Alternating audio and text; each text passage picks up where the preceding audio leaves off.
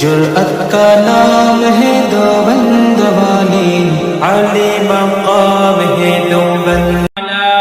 آل ابراہیم انک حمید مجید۔ میرے محترم بزرگوں اور دوستوں، حاضرین جمعہ، اللہ جل جلالہ و عم نوالہ کا بہت ہی بڑا احسان ہے کہ اللہ تبارک و تعالی نے جمعہ کی نماز سے قبل کچھ دیر دین کے نسبت سے کہنے اور سننے کے توفیق عطا فرمائی۔ اللہ تبارک و تعالی سے دعا کیجئے کہ اللہ تعالی ہمیں 100% سچ اور حق بات کہہ کر سن کر پھر ہم سب کو عمل کی توفیق عطا فرمائے۔ دوستوں اور بزرگوں، شعبان کا آخری تاریخ ہے، رمضان المبارک کا بابرکت مہینہ انشاءاللہ سنیچر سے شروع ہو جائے گی تراویح، اور اتوار کو پہلا روزہ ہو جائے گا اگر اللہ نے چاہا تو۔ یہ بابرکت والا مہینہ ہے میرے دوستو، رمضان المبارک کا مہینہ بابرکت والا مہینہ ہے، بہت عظمت والا مہینہ ہے۔ اللہ کے رسول صلی اللہ علیہ وسلم نے شعبان کی آخری تاریخ میں صحابہ کرام رضی اللہ عنہم اجمعین کو جمع کیا اور فرمایا، حضرت سلیمان رضی اللہ تعالی عنہ روایت کرتے ہیں کہ اللہ کے نبی علیہ الصلوۃ والسلام نے شعبان کی آخری تاریخ کو ہم لوگوں کو جمع کیا اور ایک وعظ فرمائی، ایک تقریر فرمائی، ایک نصیحت فرمائی، جس میں فرمایا، لوگوں ایک مہینہ تم پر آنے والا ہے جو بابرکت والا مہینہ ہے، بڑا عظمت والا مہینہ ہے، رحمتوں والا مہینہ ہے۔ وہ مہینہ اتنا بڑا بابرکت والا مہینہ ہے کہ اس میں اگر کوئی انسان نفل عبادت کرتا ہے، نفل پڑھتا ہے تو ان کو فرضوں کے ثواب ملتا ہے، اور اگر کوئی اس میں فرض ایک ادا کرتا ہے تو 70 فرضوں کا ثواب ملتا ہے۔ عزیزو، دوست اور بزرگوں، فرض کسے کہتے ہیں؟ فرض میں اور نوافل میں کیا فرق ہے؟ اگر ایک انسان کی جماعت چھوٹ گئی، اپنے وقت پر نماز نہیں پڑھا، اور اس کے بدلے میں وہ انسان پوری زندگی نفل پڑھتا رہے، تو فرضوں کے مقابلے میں اس کا ثواب نہیں ہوگا۔ اتنا بڑا فرض کی نمازوں کی ثواب ہے۔ تو اللہ کے نبی علیہ الصلوۃ والسلام نے فرمایا، اے لوگو، اے میرے صحابہ، ایک مہینہ آنے والا ہے، بابرکت والا مہینہ ہے، بڑا عظمت والا مہینہ ہے، بہت رحمت والا مہینہ ہے۔ اس مہینے کے اندر اگر کوئی انسان اگر نفل عبادت کرتا ہے، ان کو فرضوں کی ثواب ملتا ہے، اور اگر فرض ادا کرے تو 70 فرضوں کا ثواب ملتا ہے۔ اللہ کے رسول صلی اللہ علیہ وسلم نے فرمایا، دن کا روزہ اس پر فرض کیا ہے، اور رات کے قیام یعنی تراویح ثواب کی چیز بنائی ہے۔ عزیزو، دوست اور بزرگوں، روزہ ایک اہم چیز ہے۔ علماء کرام نے روزے کی آداب کے اندر 6 چیز اہم لکھا ہے، جس میں سب سے اول ہے آنکھوں کی حفاظت، نظروں کی حفاظت۔ آج انشاءاللہ میرے موضوع جو ہے وہ اسی کے اوپر ہے۔ انسان کی اگر آنکھ صحیح ہے، آنکھ صحیح دیکھتا ہے، تو ان کے دل بھی صحیح رہتے ہیں، اور اگر دل بھی صحیح رہا تو ان کے شرمگاہ بھی صحیح رہتے ہیں۔ اگر انسان آنکھوں کی حفاظت کر لیتا ہے تو وہ اپنی دل کی حفاظت کر لیتا ہے، اور جو انسان اپنے دل کی حفاظت کر لیا وہ اپنے شرمگاہ کی حفاظت کر لیا۔ عزیزو، دوست اور بزرگوں، آج انسانوں کے اندر بے حیائی عام پھیلتے ہوئے جا رہی ہے۔ اتنا بے حیا ہو گیا ہے انسان، نہ روزے کے خیال کرتا ہے کہ یہ رمضان کا بابرکت والا مہینہ ہے، اس میں ہم کیا دیکھیں کیا نہیں دیکھیں۔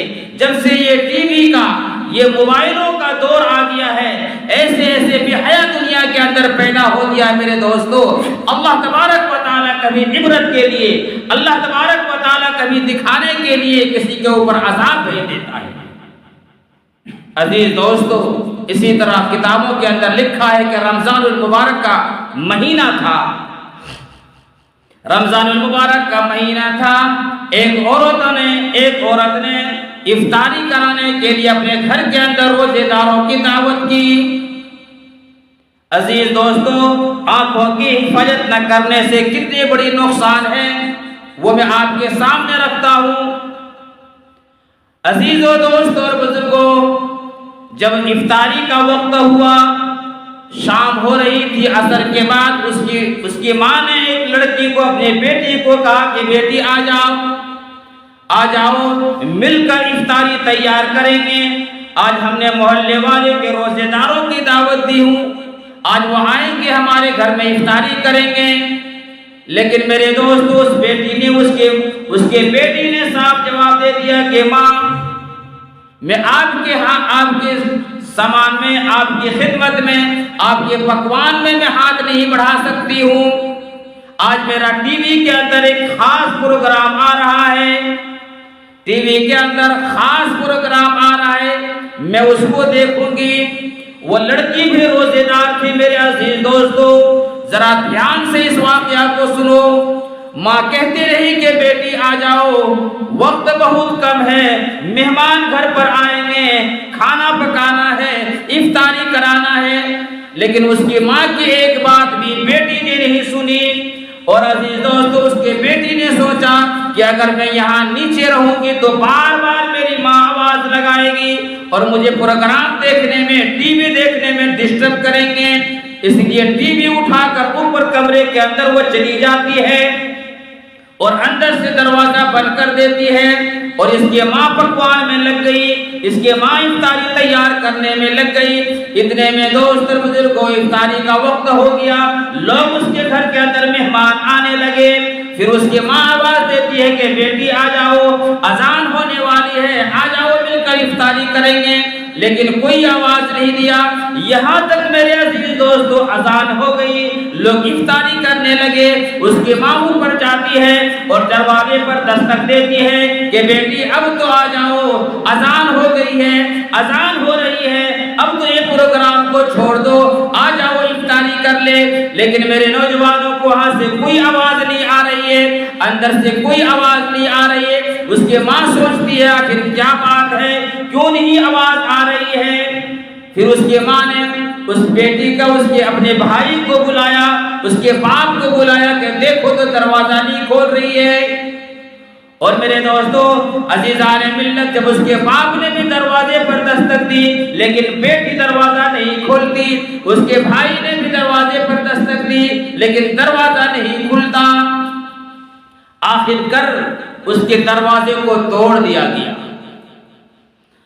دروازے کو توڑ دیا گیا تو کیا دیکھتا ہے کہ ٹی وی چل رہی ہے، ٹی وی چل رہی ہے اور وہ لڑکی اوندھے منہ زمین پر پڑی ہے۔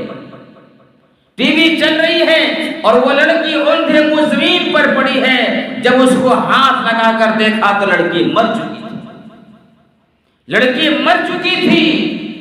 عزیزان ملت، اب وہ کیا کرتا ہے کہ وہ لاش کو نیچے، اوپر سے نیچے لانے کے لیے کہا کہ نیچے لے چلیں، اس کو غسل دے کر، اس کو کفنا کر، اس کو قبر جنازے پڑھا کر اس کو دفن کر دیں گے۔ لیکن جب وہ جنازہ، اس لڑکی کو جنازہ اٹھاتا ہے تو وہ جنازہ اٹھتی نہیں، اتنا وزن ہو گیا ہے، لکھتے ہیں کتابوں کے اندر ایسا لگ رہا ہے کہ یہ ٹن وزن ہو گیا ہے۔ وہ لڑکی کو اٹھانے چاہتا ہے لیکن اس کی لڑکی کے باڈی کو، اس کے لاش اٹھتی نہیں۔ کسی نے کہا کہ ٹی وی کو تو یہاں سے اٹھاؤ، اس میں سے کسی نے کہا کہ ٹی وی کو تو اٹھاؤ۔ اب جب ٹی وی اٹھایا میرے دوستو تو وہ خود بخود اس کی لاش اٹھ گئی، اب خود بخود اس کی لاش اٹھ گئی۔ اب اس کو نیچے لے کر گیا اور اس لڑکی کو نہلایا، کفن پہنایا اور کہا اب جنازہ ہوگی، لے چلو گھر سے اٹھاؤ اس کے جنازہ کو۔ کتابوں کے اندر لکھا ہے کہ جب جنازہ اٹھانے لگا تو لوگ کہتے ہیں کہ کھاٹ کو جب اس کے جنازے کو اٹھا رہے تھے تو اتنا وزن ہو گیا تھا، ایسا لگ رہا تھا کہ اس کے اوپر پہاڑ رکھ دیا ہو، اس کے جنازہ اٹھتے ہی نہیں، اس کے جنازہ نہیں اٹھ رہا ہے۔ الغرض میرے دوستو، کسی نے کہا ٹی وی کو تو اٹھاؤ، جو ٹی وی کو اٹھایا وہ جنازہ بھی اٹھ گیا۔ اب جب اس کے جنازہ اٹھا دیا گیا اور لوگ لے جانے لگے، ٹی وی کو زمین کے اوپر رکھتا ہے، وہ پھر وہ لاش اتنی وزن ہو جاتا ہے کہ کوئی اپنے کندھوں میں رکھ نہیں سکتا، پھر وہ جنازے کو نیچے رکھ دیا۔ لوگ پریشان ہیں کہ یہ کیا ہو رہا ہے۔ عزیزان ملت، آخر کر ایسا ہوا، کئی مرتبہ اٹھایا جنازے کو، ٹی وی اٹھاتا ہے جنازہ اٹھ جاتا ہے، ٹی وی کو رکھتا ہے جنازہ وزن ہو جاتا ہے، کسی کی ہمت نہیں ہوتی ہے کہ اپنے کندھوں پر اس جنازے کو اٹھائے۔ جب کئی مرتبہ ایسا ہوا، ایک آدمی کہنے لگا بھائی ٹی وی کو ساتھ میں لے چلو۔ ہائے مسلمانوں، اس کی ٹی وی ساتھ میں جا رہی ہے اور جنازہ بھی ساتھ میں اس لڑکی کی جا رہی ہے۔ عزیزان ملت، ٹی وی ساتھ جا رہی ہے، آگے ٹی وی ہے اور پیچھے جنازہ ہے۔ جب جنازہ وہاں پہنچ جاتا ہے، نماز جنازہ ہو گیا، کہا کہ اس کو اٹھا کر اب قبر کے اندر رکھ دو، لیکن جب جنازہ پڑھا کر پھر اٹھانے چاہتا ہے لیکن وہ اٹھتا نہیں، پھر ٹی وی کو اٹھایا، پھر جنازہ اٹھ گیا، اب اس کو دفن کر دیا گیا۔ میرے عزیز، قبرستان کو بھی ٹی وی ساتھ میں ٹی وی کو لے کر چلا گیا اور اس کو دفن کر دیا گیا، لوگ مٹی ڈال دیے۔ اب لوگوں نے کہا کہ بھائی تم ٹی وی لے جاؤ اپنے گھر۔ اس کے باپ کو، اس کے بھائی کو کہتا ہے کہ ٹی وی لے جاؤ، لیکن عزیزان ملت جب وہ ٹی وی کو اٹھاتا ہے، وہ جنازہ، وہ باڈی، وہ لاش قبر سے آٹومیٹک نکل جاتا ہے۔ لوگ پریشان ہیں کہ یہ آخر کیا ہو رہا ہے۔ پھر اس کو دفن کیا میرے دوستو، پھر دفن کرنے کے بعد مٹی ڈالا اور پھر ٹی وی کو اٹھایا، پھر کیا کہ وہ لاش قبر سے نکل جاتی ہے۔ جب 3 مرتبہ ایسی ہوا، لوگوں نے کہا کہ بھائی جب تک کہ اس قبر کے اندر اس ٹی وی کو بھی دفن نہیں کرو گے، شاید یہ لاش قبر میں نہیں رہے گی۔ پھر قبر کو کھودا گیا، وہ ٹی وی کی جگہ بنایا گیا اور ٹی وی اس کے اندر دفن کر دیا، اس لڑکی کو بھی اسی کے اندر دفن کر دیا، مٹی ڈال دیے۔ لوگ فاتحہ پڑھ کے قبر سے ابھی چند قدم ہی، کیا کہیں میرے عزیزان ملت، چند قدم ہی چلا تھا، ایک ایسی خوفناک آواز اٹھی، اس قبر سے ایسی خوفناک آواز اٹھی، ایک دہشت آواز اٹھی۔ لوگ پلٹ کر دیکھے کہ کیا چیز کی آواز آئی۔ جب لوگوں نے دیکھا تو کیا دیکھتا ہے کہ قبر پھٹ گئی ہے، قبر سے آگ نکل رہے ہیں اور وہ لڑکی کے لاش باڈی کو ٹکا ٹکی ہو کر فضا کے اندر اڑ رہا ہے۔ یہ کیا چیز کا ہے؟ آنکھوں کی حفاظت۔ آنکھوں کی حفاظت نہ کرنے کے اوپر اتنی بڑی بے حیائی کہ آنکھوں کی حفاظت نہیں کیا انہوں نے، تو میرے عزیزان ملت ان کو دنیا کے اندر اللہ تبارک و تعالیٰ نے دکھا دیا۔ آج ہمارے ہاتھوں کے اندر ٹی وی ہے، ہمارے جیب کے اندر ٹی وی ہے، ہم چلتے پھرتے اس ٹی وی کو دیکھ رہے ہیں۔ یاد رکھیے گا عزیزان ملت، یہ بہت ہی بڑی گناہ ہے۔ روزے میں قوت لانے کے لیے، روزے میں اخلاص پیدا کرنے کے لیے آنکھوں کے حفاظت، نظروں کے حفاظت کرنا ضروری ہے۔ اگر آپ کی آنکھ اگر حفاظت میں ہے، آپ کی آنکھ اگر پردے میں ہے، آپ کے دل بھی پردے میں ہے، اور دل بھی اگر دل کو پردے میں رکھ لیا تو آپ کی شرمگاہ پردے میں رہ جائیں گے، پھر آپ سے گناہ نہیں ہو۔ آنکھوں کی حفاظت نہ کرنا۔ ایک بزرگ فرماتے ہیں کہ ایک آدمی طواف کر رہے ہیں اور طواف کرتے کرتے کہے اللہم انی اعوذ بک من الغضب، اے اللہ آپ کی غضب سے ڈرتا ہوں۔ اور وہ جو یہ دعا کر رہے تھے تو اس کا دیکھا کہ ایک آنکھ نہیں ہے۔ فرمایا کیسے تم اللہ سے اتنا ڈر رہے ہو؟ فرمایا میری آنکھ نے ایک مرتبہ غیر محرم لڑکی کو دیکھ لیا تھا، اسی وقت میری آنکھ پھٹ گئی ہے، پھر میں اللہ تبارک و تعالیٰ سے ڈرتا ہوں کہیں یہ آنکھ کسی غیر محرم پر نظر نہ پڑ جائے اور دوسری میری آنکھ نہ پھٹ جائے۔ آج اللہ تبارک و تعالیٰ نے ہمیں آنکھوں کے اندر جو چاہتے ہیں دیکھتے ہیں۔ اللہ کی قدرت سے ڈرو، اللہ کے قہر سے ڈرو، وہ چاہتا ہے تو آپ کو بھی پکڑ لے گا میرے دوستو۔ نگاہ کی حفاظت نہ کرنا اتنا بڑے ہلاکت ہے۔ امام ابن جوزی رحمۃ اللہ علیہ کتاب کے اندر ایک واقعہ لکھا ہے میرے دوستو، بغداد کا واقعہ ہے۔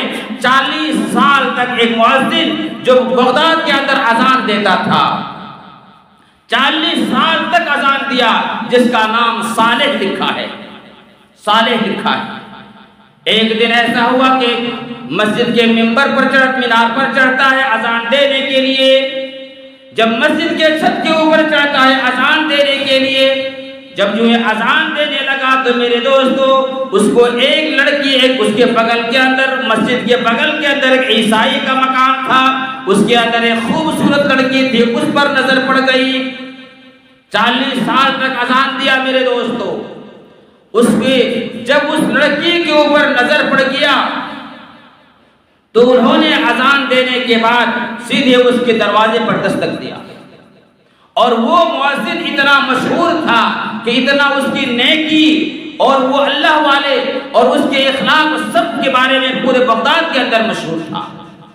لیکن میرے دوستو جب اس کی نگاہ نے، آنکھوں نے غلط دیکھ لیا، اس کی آنکھ نے جب غلط دیکھ لیا تو دل بھی غلط جانے لگا، شرمگاہ بھی غلط جانے لگا۔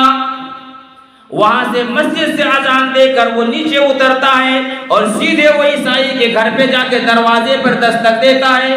فرمایا کون؟ فرمایا صالح مؤذن، اس کے مشہور، اس کے بارے میں سن چکا تھا۔ دروازہ کھولا، جب اس لڑکی نے دروازہ کھولا اور میرے عزیزان ملت جو ہی دروازہ کھولا وہ مؤذن اس لڑکی کے طرف ہاتھ بڑھانے لگے، اس کی طرف ہاتھ بڑھانے لگے۔ وہ لڑکی کہنے لگی کہ یہ تم کیا کر رہے ہو؟ تم تو مسلمان ہو، مسلمان تو غیرت والے ہوتے ہیں، مسلمان تو دوسرے کی عزت بچاتے ہیں، تم ہماری عزت کے پیچھے کیوں پڑ گئے؟ تو میرے عزیزان ملت انہوں نے کہا کہ میں تم کو ایک نظر دیکھتے ہی میں تمہارے پر عاشق ہو گیا ہوں۔ وہ لڑکی کہنے لگی تم مسلمان ہو، تم مسلمان ہو، اگر تم مجھ سے شادی کرنے چاہتے ہو، اگر تم مجھ سے ملنا چاہتے ہو تو تم کو اپنا دین چھوڑنے پڑے گا، تم کو اپنا دین چھوڑنے پڑے گا۔ انہوں نے فوراً میرے عزیزان ملت اسلام کا انکار کر دیا، انہوں نے قرآن کا انکار کر دیا اور کہا کہ میں اپنے دین کو چھوڑتا ہوں، نعوذ باللہ۔ وہ لڑکی کہنے لگی کہ تم اپنے مطلب نکالنے کے لیے اپنی زبان سے بول رہے ہو، شاید جب تمہارا مطلب نکل جائے گا پھر تم اپنے دین کے اندر چلے جاؤ گے۔ تو وہ مؤذن کہتا ہے، صالح کہتا ہے پھر مجھے کیا کرنے پڑے گا جب تم کو یقین ہو جائے گا کہ میں مسلمان سے میں کافر ہو گیا ہوں، میں عیسائیت تک کہ آپ کے دین پر میں آ گیا ہوں؟ کہا کہ آپ کو خنزیر کا گوشت کھانے پڑے گا، آپ کو خنزیر کا گوشت کھانے پڑے گا۔ وہ کہتا ہے لاؤ، لڑکی کا عورت کا چکر ہے، انہوں نے گوشت کو میرے عزیز نوجوانوں خنزیر کا گوشت لایا اور گوشت کھا لیا۔ جب گوشت کھانے کے بعد کہا ایک کام اور باقی ہے۔ وہ لڑکی کہتی ہے ایک کام اور باقی ہے۔ فرمایا کیا؟ کہا کہ یہ شراب ہے، یہ شراب بھی تجھ کو پینا پڑے گا۔ عزیزان ملت وہ خنزیر کا گوشت بھی کھاتا ہے اور شراب پیتا ہے، اور جب شراب اپنی نشے کو دکھاتا ہے تو وہ لڑکی کے طرف بڑھا، اس لڑکی کو پکڑنے چاہا، چھونے چاہا، وہ لڑکی دوڑ کر جاتی ہے اور کمرے کے اندر بند ہو جاتی ہے اور کنڈی بند کر لیتی ہے اور اندر سے آواز لگاتی ہے کہ تم چھت کے اوپر چلے جاؤ، یہ سیڑھی سے چھت کے اوپر چلے جاؤ، میرا ابو ابھی آئیں گے، پھر ہمارے اور آپ کے دونوں کا نکاح کر دے گا۔ میرے عزیز دوستوں اور بزرگوں، جب وہ شراب خنزیر کا گوشت بھی کھا لیا، اسلام سے انکار کر دیا، خنزیر کا گوشت کھا لیا، شراب پی لیا اور شراب اپنے تاثر کو دکھایا، سیڑھی کے اوپر چڑھنے لگا، اور جو ہی کچھ دیر سیڑھی کے اوپر چڑھا وہیں سے پاؤں پھسل گیا اور لڑکتے لڑکتے زمین پر گرا اور مر گیا اور جہنم میں چلا گیا۔ یہ کیسے ہوا میرے عزیزان ملت؟ آنکھوں کی حفاظت نہ کرنے سے، आँखों कुल्लिल मुमिनीन यग़ुद्दू मिन अबसारिहिम व यहफ़ज़ू फ़ुरूजहुम ज़ालिका अज़का लहुम इन्नल्लाह ख़बीरुम बिमा यस्नऊन। अल्लाह तबारक व तआला इरशाद फरमाता है, ए मेरे बंदे अपने आँखों की हिफाजत करो, अपनी निगाहों की हिफाजत करो, अपनी शर्मगाह की हिफाजत करो। अगर तुम जरा से कुएं में से देखोगे तो इन्नल्लाह ख़बीरुम बिमा यस्नऊन, मैं अल्लाह तबारक व तआला तुमको देख रहा हूँ, तुम्हारे हर हालात को मैं जानता हूँ। तो रोजे के अंदर मेरे अजीज दोस्तों निगाह की हिफाजत जरूरी है। निगाह हिफाजत में है, आंख हिफाजत में है, कान हिफाजत में है, सब कुछ हिफाजत के अंदर रहेगी। लेकिन आज हमारी आंखें के देख लो, रात दिन हम और आप गलत देखते हैं मेरे अज़ीज़ान मिल्लत। और जब कोई इंसान अगर अपने आंखों की हिफाजत करता है, उसके घर के अंदर कैसे नूर पैदा होता है, उसके घर के अंदर कैसे हीरा पैदा होता है, मैं आपको क्या बताऊं।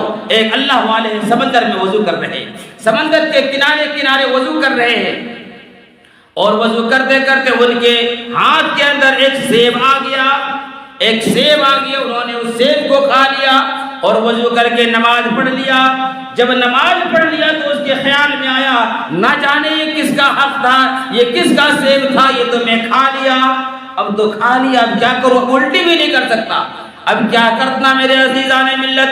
जिधर से वो पानी बहते हुए आ रही थी, उधर से उधर ही वो अल्लाह वाले चलने लगे। कई दूर कई मील का सफर किया तो देखा एक जगह सेब का बाग है, और उनके शाख जो है वो समंदर के किनारे पर गिरे हुए हैं, जिसमें फल लगे हुए हैं। उसको यकीन हो गया उस अल्लाह वाले को इसी का सेब होगा। उसके अंदर जाता है और फरमाया कि इस बाग का मालिक कौन है। उसमें एक नौजवान आया, फरमाया अभी तो मैं ही इसका मालिक हूं, बताओ क्या काम है। तो उन्होंने बताया कि मेरे साथ ऐसे ऐसा हुआ, इसलिए वो सेब को मैं माफ कराने के लिए आया हूं, अल्लाह के लिए वो सेब माफ कर दे मुझे।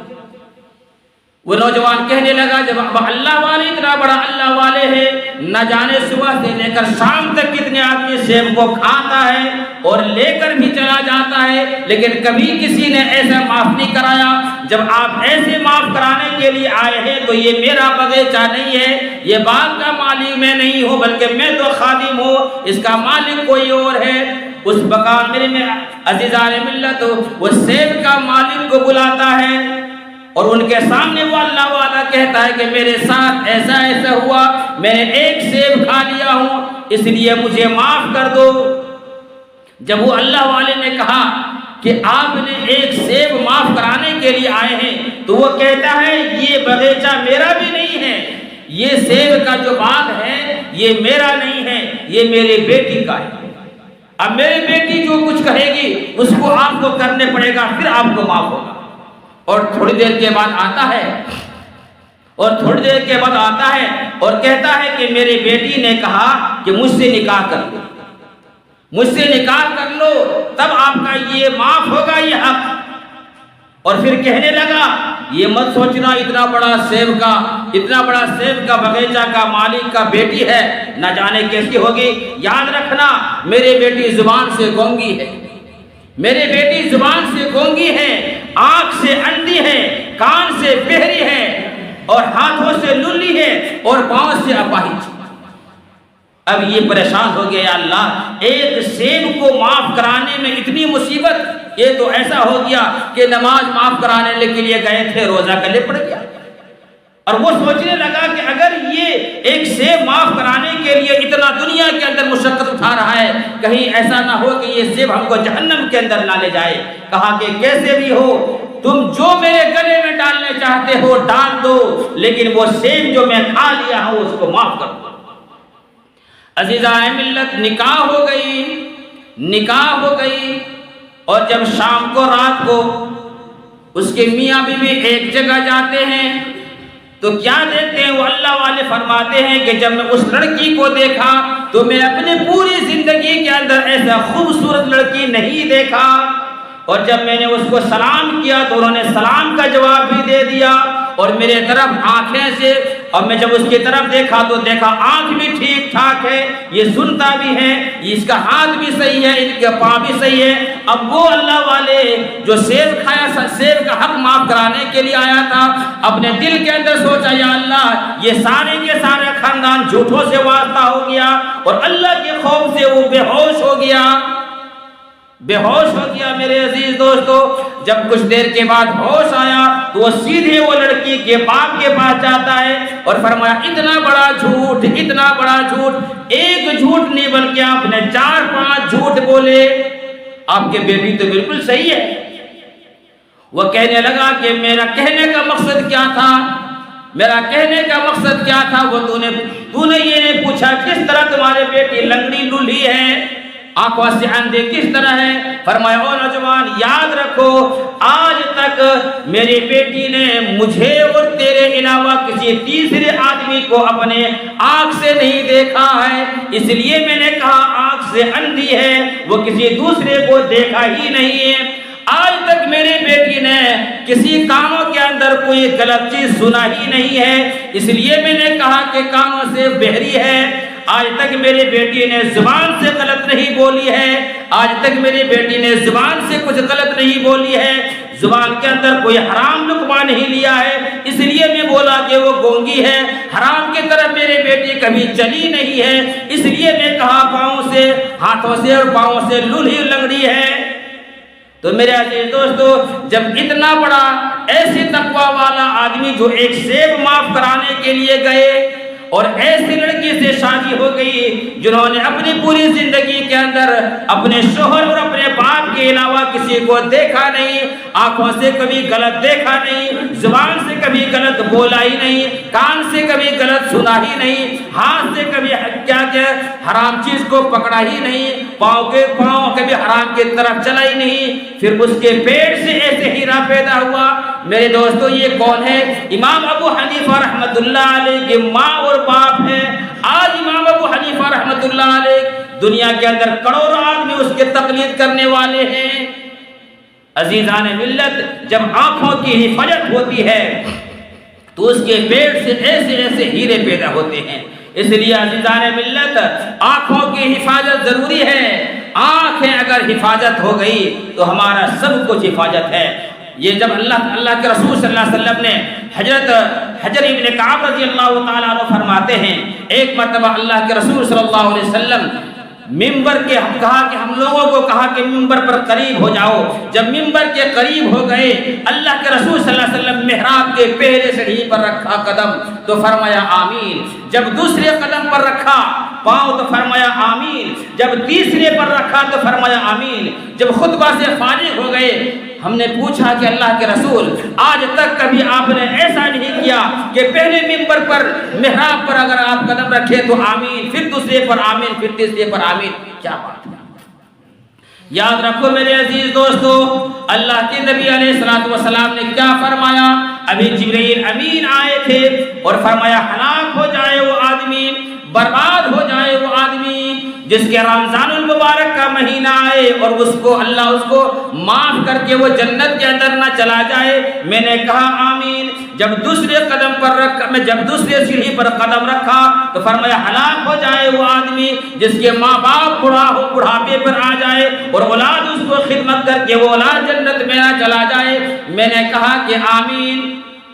اور عزیز دوستو، تیسرے فرمایا کہ ہلاک ہو جائے وہ آدمی، برباد ہو جائے آدمی، تباہ ہو جائے وہ آدمی جہاں نبی پاک صلی اللہ علیہ وسلم پر کے نام آئے اور صلی اللہ علیہ وسلم یعنی درود نہ پڑھے۔ میں نے کہا آمین۔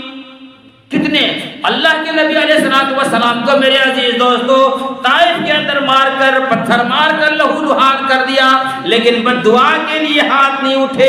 فرشتوں نے کہا کہ اللہ کے رسول آپ ان کے لیے بد دعا کریں، ہلاک کر دیں گے، لیکن اللہ کے رسول نے بد دعا نہیں دی۔ اکاس کے منڈی کے اندر اللہ کے رسول کو مارا گیا لیکن بد دعا نہیں دی۔ کعبے کے اندر نماز پڑھ رہے ہیں، سارے اونٹ کے اوجھڑی اللہ کے رسول کے اوپر رکھ دیتا ہے، لیکن کبھی اللہ کے رسول نے بد دعا نہیں کی۔ عزیزان ملت، جب آئی باری رمضان کا کہ اگر وہ نوجوان جو 11 مہینے کے اندر گناہ کر لیا ہو، گناہ کر کے اپنے بوجھ بنا لیا ہو اور آج یہ رمضان المبارک کے مہینے کے اندر اللہ سے توبہ استغفار بھی نہ کرے، نماز روزہ نہ کرے، تو بتائیے پھر وہ کون سے مہینہ آئے گا، وہ کون سی رات آئے گی، وہ کون سا دن آئے گا؟ اس لیے میں نے کہا آمین۔